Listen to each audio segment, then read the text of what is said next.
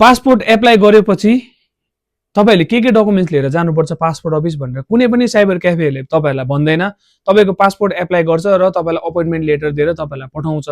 Passport office जानु भइसकेर तपाईले दुःख पाउनुहुन्छ, कतिवटा कागज पुगेको हुँदैन र योले भने तपाईहरु फेरि दुःख पाउनुहुन्छ र तपाईहरु बाहिर गएर साइबर क्याफे गएर तपाईले त्यो डकुमेन्ट बनाएर ल्याउनु पर्छ। र त्यही नहोस् भनेर चाहिँ म आज यो भिडियो बनाउन गइरहेछु, ध्यान दिएर सुन्नुस् होला र यो भिडियो सक्दो शेयर गर्नुस् जतिजना पनि पासपोर्ट एप्लाई गर्न चाहनुहुन्छ। र तपाईले पासपोर्ट फर्स्ट अफ अल तपाईले पासपोर्ट एप्लाई गर्नुहुन्छ र तपाईको अपोइन्टमेन्ट लेटर निक्लिन्छ। अपोइन्टमेन्ट लेटरलाई प्रिन्ट आउट गर्नुस्।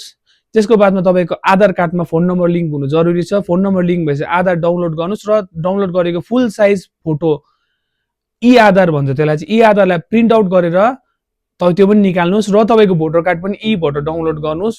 फोन नम्बर लिंक छैन भने म फोन नम्बर लिंकको भिडियो अलरेडी हालेको छु, त्यो तपाई चेक गर्न सक्नुहुन्छ।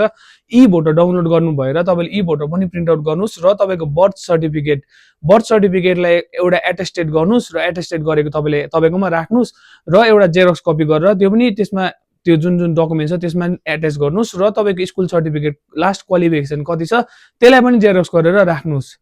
अनि पेन कार्डलाई जेरक्स गर्नुस् र त्यति राखेर चाहिँ त्यो लिएर चाहिँ अनि ओरिजिनल हार्ड कपी डकुमेन्ट्स लिएर तपाईहरु पासपोर्ट अफिस भिजिट गर्नुस्।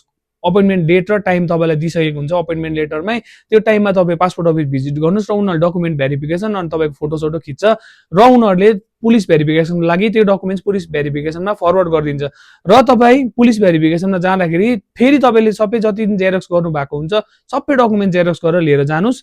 तर त्यसमा भोटर कार्ड एटेस्टेड हुनुपर्छ र तपाईको बर्थ सर्टिफिकेट अघि जुन मैले भने एटेस्टेड गरेको थिए एटेच गरेर तपाईले पुलिस भेरिफिकेसन लागि र ओरिजिनल हार्ड कपी बोकेर जानुहोस्। र पुलिस भेरिफिकेसनमा तपाईको डकुमेन्ट्स अप टु डेट भेट्यो र तपाईको भेरिफाइड त्यही दिन भयो भने त्यही दिन तपाईको पुलिस भेरिफिकेसन कम्प्लिट भयो भने तपाईको स्टेटस तपाईले आफै फोनमा पनि चेक गर्दा हुन्छ र तपाईले जिमेलमा पनि चेक गर्दा हुन्छ। त्यसको बाद 15 दिन बादमा तपाईको पोस्ट अफिसबाट कल आउँछ र तपाईको पासपोर्ट तपाईले